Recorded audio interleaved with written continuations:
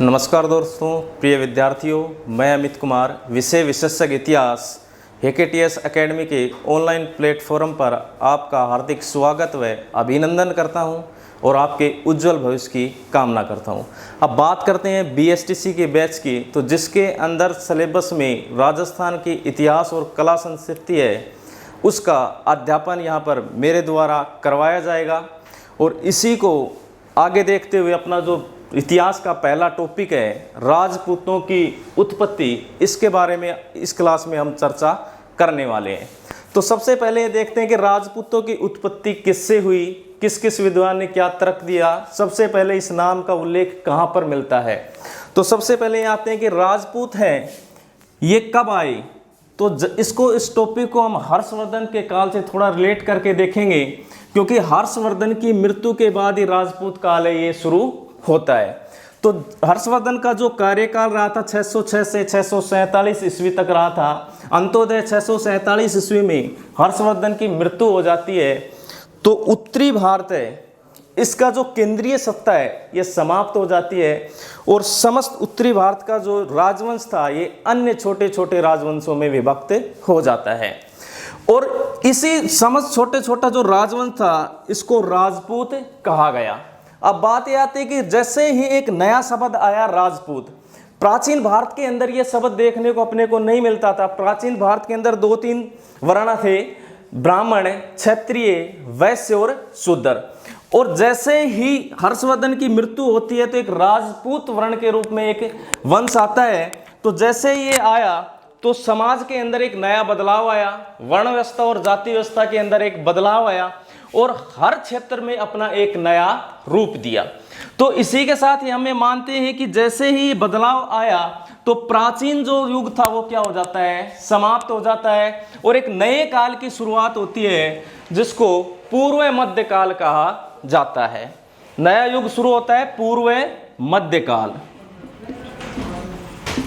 जो पूर्व मध्यकाल था इसका जो समय था ये 7वीं से 12वीं शताब्दी तक रहा था। पूर्व मध्यकाल का क्या समय रहा था, 7वीं से 12वीं शताब्दी के मध्य रहा था। राजस्थान के अंदर इसी काल को राजपूत काल कहा गया। इसी काल को राजपूत काल भी कहा गया था। इसी काल को सामंतवाद काल के नाम से भी जाना जाता है। सामंतवाद काल के नाम से भी जाना जाता है। इसी काल को राज्यों के भीतर राज्यों का काल भी कहा जाता है। यहां तक क्लियर है भाई। इसी जो पूर्व मध्यकाल है इसका जो समय था 7वीं से 12वीं शताब्दी के मध्य था। राजस्थान में इसे राजपूत काल के नाम से जाना जाता है। इसी काल को सामंतवाद का काल भी कहते हैं। इसी को राज्यों के भीतर राज्यों का काल भी कहते हैं। अब बात यह आती है कि अब चर्चा करेंगे कि राजपूतों की उत्पत्ति कहां से हुई। इसके बारे में हर विद्वान ने अपने अपने तर्क दिए हैं। तो सबसे पहले बात यह आती है कि उत्पत्ति तो मैं आपको बताने वाला ही हूं। इससे पहले यह देखते हैं कि जो राजपूत शब्द है इसका उल्लेख सबसे पहले कहां पर मिलता है। तो जो राजपूत जो शब्द है इसका उल्लेख अपने को कौटिल्य की अर्थशास्त्र के अंदर भी देखने को मिलता है। उसने भावी राजपूतों की जो उत्पत्ति की जो संकल्पना है वो दी हुई है। इसी के साथ पिंगल सूत्र नामक जो पुस्तकें हैं उसके अंदर भी राजपूतों का सर्वप्रथम उल्लेख देखने को मिलता है।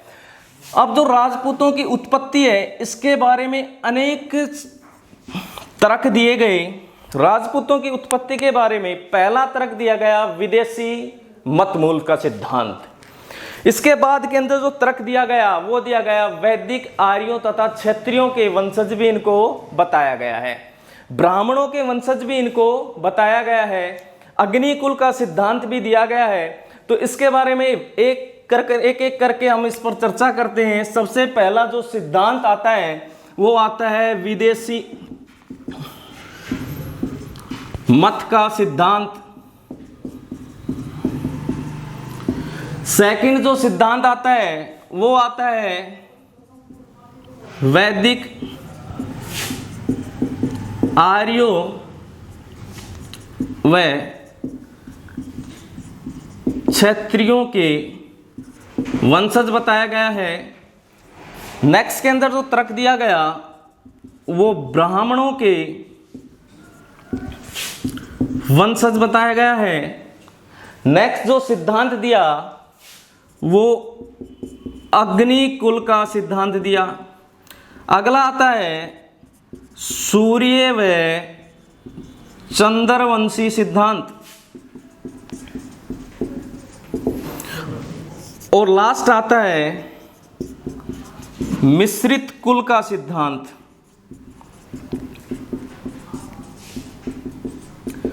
अब इस पर वन बाय वन करके अपन इस पर चर्चा करते हैं। पहला आता है विदेशी मतमूल का सिद्धांत। तो इसके अंदर ये देखते हैं कि विदेशी मतमूल का जो सिद्धांत है वो किसके द्वारा दिया गया और इसका जो प्रवर्तक है वो किसके द्वारा किया गया। तो ओबीसी बात है, विदेशी मतमूल का जो सिद्धांत है वो विदेशी जो इतिहासकार थे, जो विद्वान थे, उन्हीं को द्वारा दिया गया है। तो इसके अंदर प्रमुख जो विद्वान थे विदेशी मतमूल के सिद्धांत में, वो पहला नाम आता है कर्नल जेम्स टोड का। इसके अंदर प्रमुख पहला नाम है कर्नल जेम्स टोड। सेकंड आता है विलियम क्रुक। थर्ड आता है V.A. स्मिथ, और लास्ट आता है आपका कनिंगम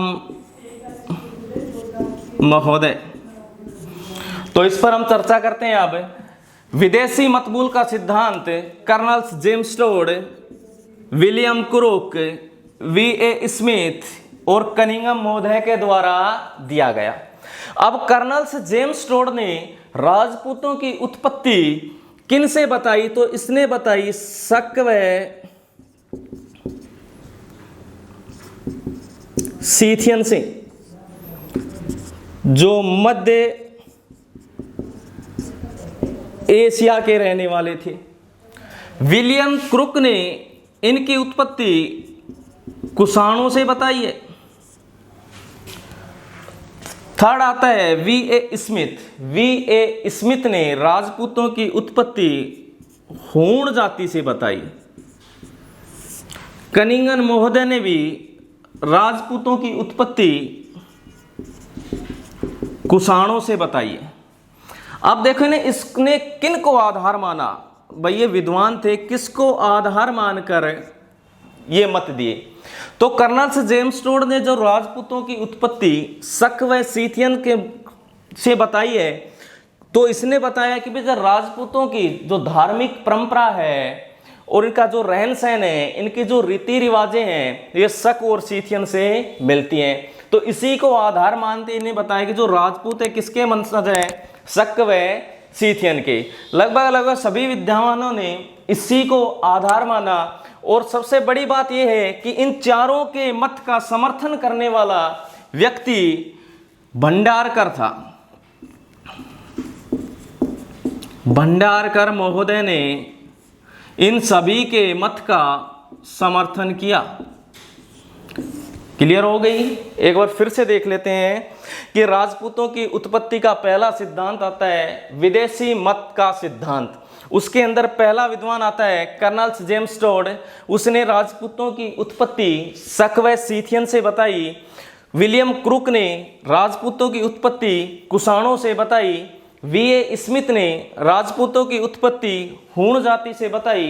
कनिंगम महोदय ने राजपूतों की उत्पत्ति कुषाणों से बताई है। और सबसे बड़ी बात यह है कि इन सभी चारों विद्वानों का जो मत का समर्थन करने वाला एक भारतीय व्यक्ति था, और वो कौन था? भंडारकर महोदय। यहां तक क्लियर है? नेक्स्ट के अंदर ये देखते हैं कि कनिंगम महोदय ने किस आधार पर यह बताया कि भाई ये कुषाणों के वंशज हैं। तो यहां पर देखो कनिंगम महोदय ने आधार मांगा 978 ईस्वी का ब्रोंज गुजर ताम्र पत्र को आधार माना इसने, जो गुज्जर प्रतिहार के शासन काल का था। ब्रोंज, गुज्जर, ताम्रपत्र, इसको आधार माना कनिंघम महोदय ने। और जो गुज्जर प्रतिहार के शासनकाल का था उसमें गुज्जर प्रतिहारों की जो उत्पत्ति है ये यूची जाति से बताई। अब गुज्जर प्रतिहार क्या थे? राजपूत थे। यूची जाति से बताई तो यूची क्या कौन थे? कुषाण थे। जो कुषाणों का एक कबीला था यूची, वो किसके अंतर्गत आता था? कुषाणों के अंतर्गत आता था। और नेक्स्ट के अंदर अपन चर्चा करते हैं, दूसरा सिद्धांत आता है क्षत्रिय कुल का सिद्धांत। नंबर 2 पर बात करते हैं क्षत्रिय कुल का सिद्धांत या वैदिक आर्यों का सिद्धांत। नंबर 2 क्षत्रिय कुल या वैदिक आर्यों के वंशज। तो इसके अंदर यह देखते हैं कि यह मत किसके द्वारा दिया गया, इसका समर्थन किसके द्वारा किया गया था। तो इसके अंदर 2 व्यक्ति आते हैं जिनको बोलते हैं प्रवर्तक।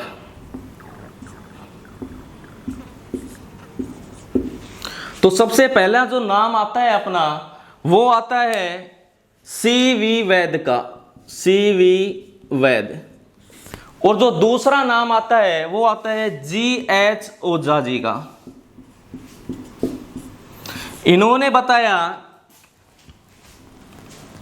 बताया कि जो राजपूत थे ये क्षत्रिय कुल के थे या वैदिक आर्यों के वंशज थे। CV वैद और JH ओझा ने बताया और इस मत का जो समर्थन किया वो किया भंडारकर ने। समर्थन किसके द्वारा किया गया? भंडारकर के द्वारा किया गया। इसने आधार किनको माना? इन्होंने बताया कि वह क्षत्रिय थे, वो क्या करते थे? शासन करते थे। और शासन कौन करता है? राजा। शासन कौन करता है? राजा। और राजा का जो पुत्र है ये क्या कहलाता है? राजपुत्र। और इसी राजपुत्र से एक शब्द निकल के कौन सा आया? राजपूत। तो CV वैद और JH ओझा ने क्षत्रिय कुल वैदिक आर्यों का जो सिद्धांत ये दिया, इसका जो समर्थन किया है ये किसने किया है? भंडारकर महोदय के द्वारा किया गया। नेक्स्ट के अंदर जो तीसरा आता है वो आता है ब्राह्मणों से उत्पत्ति का सिद्धांत। ब्राह्मणों से जो उत्पत्ति का सिद्धांत है ये दशरथ शर्मा व गोपीनाथ शर्मा के द्वारा दिया गया था। इस मत का भी समर्थन किसके द्वारा किया गया था? भंडारकर महोदय के द्वारा किया गया था। जो गोपीनाथ शर्मा और दशरथ शर्मा है इन्होंने आधार माना बिजोलिया शिलालेख को। उस शिलालेख को आधार मानते हुए उन्होंने बताया कि भाई जो राजपूत है इसकी उत्पत्ति ब्राह्मणों से हुई है, क्योंकि जो बिजोलिया शिलालेख है उसके ऊपर एक वर्ड का उल्लेख मिलता है, वत्स्य गोत्रीय विप्रवंशीय ब्राह्मण। ठीक है, तो इसके बारे में हम देखते हैं नंबर 3 पर ब्राह्मणों से उत्पत्ति का सिद्धांत।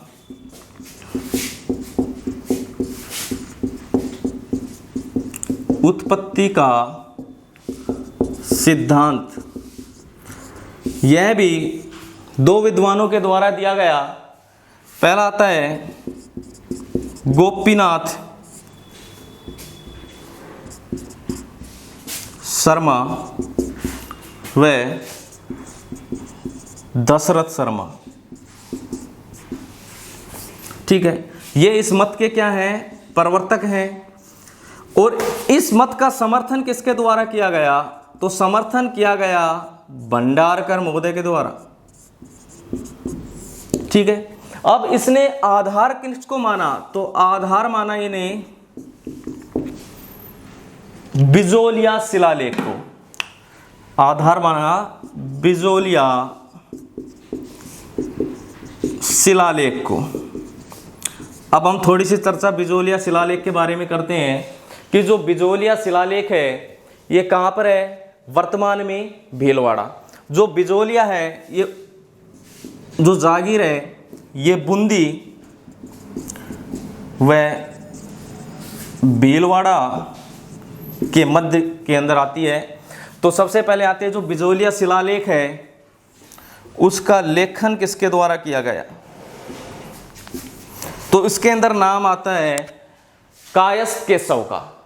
फिर आता है इसका उत्कीर्णन किसके द्वारा किया गया, तो उसमें आता है गुणभद्र। ये किस तिथि का है, तो यह 5 फरवरी 1170 ईस्वी का है। इसमें एक शब्द का उल्लेख मिलता है और वो शब्द क्या है, वत्स्य गोत्र विप्रवंशज। तो इसने ब्राह्मणों को वत्स्य गोत्र का बताया है, किसके अंदर है, बिजोलिया शिलालेख के अंदर।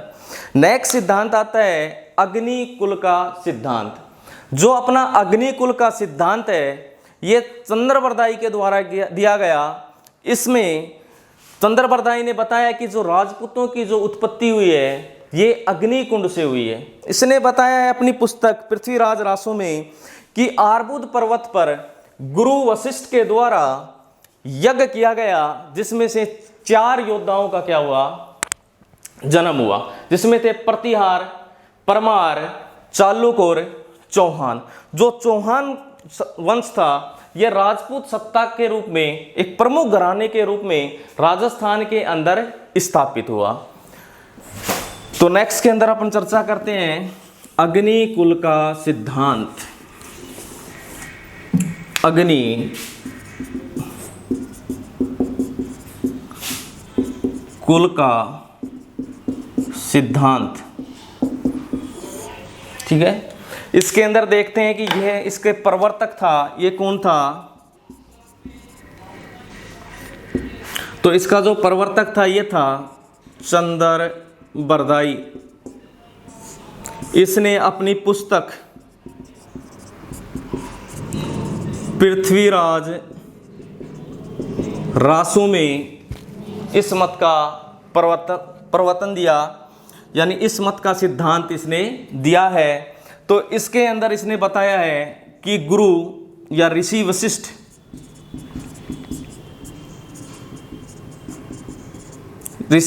के द्वारा आबू पर्वत, वर्तमान के अंदर जो माउंट आबू है, इस पर देखो 7वीं और 8वीं सदी के अंदर विदेशी आक्रमणकारी भारत के अंदर आ गए थे।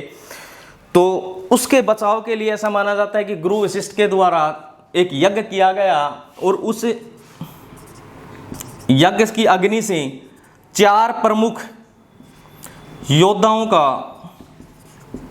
क्या हुआ, जन्म हुआ। और उसमें से जो प्रमुख योद्धा थे वो थे प्रतिहार,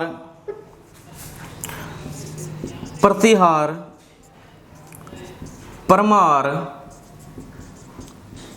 चालुक और चौहान।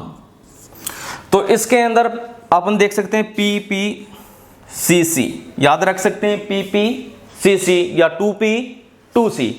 तो इसमें जो प्रतिहार राजवंश थे, राजस्थान के अंदर गुर्जर प्रतिहार के रूप में शासन किया। परमार थे, राजस्थान से बाहर चले गए। चालुक थे, ये भी दक्षिण भारत के अंदर चले गए और ये सोलंकी कहलाए। और चौहान है, चौहानों को चहामान भी कहा जाता है, चहामान। चौहानों ने एक प्रमुख राजपूत घराने के रूप में राजस्थान के अंदर शासन किया है। तो ये मत आपको समझ में आ गया होगा। अग्नि कुल का सिद्धांत, जो अग्नि कुल का जो सिद्धांत है ये चंद्रवरदाई के द्वारा दिया गया। किस पुस्तक में दिया, पृथ्वीराज रासो में दिया। इसने बताया कि गुरु वशिष्ठ के द्वारा आर्बुद पर्वत पर, यानी वर्तमान माउंट आबू पर्वत पर यज्ञ किया गया। इस यज्ञ की अग्नि से 4 जो योद्धा थे उनका निर्माण हुआ, प्रतिहार, परमार, चालुक और चौहान। जो प्रतिहार है, इन्होंने गुर्जर प्रतिहार के रूप में राजस्थान के अंदर शासन किया। परमार थे, ये राजस्थान के बाहर चले गए। चालुक थे, दक्षिण भारत में चले गए। और चौहान एक प्रमुख राजपूत घराने के रूप में राजस्थान के अंदर क्या किया, शासन किया। नेक्स्ट जो अपना सिद्धांत आता है, यह आता है सूर्यवंशी व चंद्रवंशी सिद्धांत। तो जो सूर्यवंशी और चंद्रवंशी सिद्धांत है यह दशरथ शर्मा के द्वारा दिया गया है। नेक्स्ट आता है सूर्यवंशी व चंद्रवंशी सिद्धांत।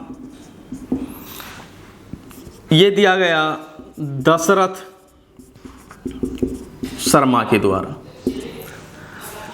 तो सूर्यवंशी और चंद्रवंशी सिद्धांत किसके द्वारा दिया गया? दशरथ शर्मा के द्वारा दिया गया। इसने आधार किसको माना? तो देखो, ये सूर्यवंशी और चंद्रवंशी हैं, ये कौन थे? तो जो सूर्यवंशी, जो जयपुर के अंदर जो शासक हुए थे, ये क्या थे? सूर्यवंशी थे। अयोध्या के अंदर भगवान श्री राम भी क्या था? सूर्यवंशी था। और भगवान श्री राम का पिता कौन सा था? दशरथ। तो उस दशरथ से याद रख लेना कि दशरथ शर्मा ने क्या दिया? ये सिद्धांत दिया। ठीक है। अब इसमें देखो, सूर्य देवता का विवाह होता है शरण्यू के साथ। किसके साथ हुआ भाई? शरण्यू के साथ। सूर्य देवता और शरण्यू से एक पुत्र होता है मनु। कौन हुआ भाई? मनु। क्लियर है? मनु ने अयोध्या नगर बसाया। मनु के द्वारा अयोध्या नगर बसाया गया। इसी मनु के द्वारा मनु स्मृति पुस्तक की भी क्या की गई? रचना की गई। ठीक है। इसी मनु स्मृति जो पुस्तक है, इसका अंग्रेजी भाषा में अनुवाद बंगाल के गवर्नर जनरल वारिंग हेस्टिंग के द्वारा 1775 ईस्वी के अंदर करवाया गया था। 1775 ईस्वी में मनु स्मृति का अंग्रेजी अनुवाद किसके द्वारा करवाया गया? बंगाल के गवर्नर जनरल वारिंग हेस्टिंग के द्वारा। तो मनु है, मनु के एक पुत्र हुआ जिसका नाम था इक्ष्वाकु, और इसकी एक पुत्री थी जिसका नाम था इला। यहां तक क्लियर है? इक्ष्वाकु के जो वंशज थे ये कहलाए सूर्यवंशी, और इला के जो वंशज थे ये कहलाए चंद्रवंशी। यहां तक क्लियर है? सूर्यवंशी और चंद्रवंशी सिद्धांत किसने दिया? दशरथ शर्मा ने। आधार माना कि इसने माना कि सूर्य का विवाह किसके साथ हुआ? शरण्यू के साथ। इनका एक पुत्र हुआ मनु, जिसने अयोध्या नगर बसाया। इसने मनु स्मृति की रचना की। इस मनु स्मृति का अंग्रेजी अनुवाद 1775 ईस्वी में वारिंग हेस्टिंग के द्वारा करवाया गया। इसका एक पुत्र था इक्ष्वाकु और इसकी एक बेटी थी इला। इक्ष्वाकु के जो वंशज हुए वो सूर्यवंशी हुए, और इला के जो वंशज थे ये चंद्रवंशी कहलाए। यहां तक क्लियर है? नेक्स्ट अपना जो सिद्धांत आता है वो आता है मिश्रित कुल का सिद्धांत। नेक्स्ट सिद्धांत आता है मिश्रित कुल का सिद्धांत। तो इसके अंदर अपन देखते हैं मिश्रित कुल का सिद्धांत। तो ये दिया डीपी चट्टोपाध्याय ने। डीपी चट्टोपाध्याय ने मिश्रित कुल का क्या दिया भाई? सिद्धांत दिया।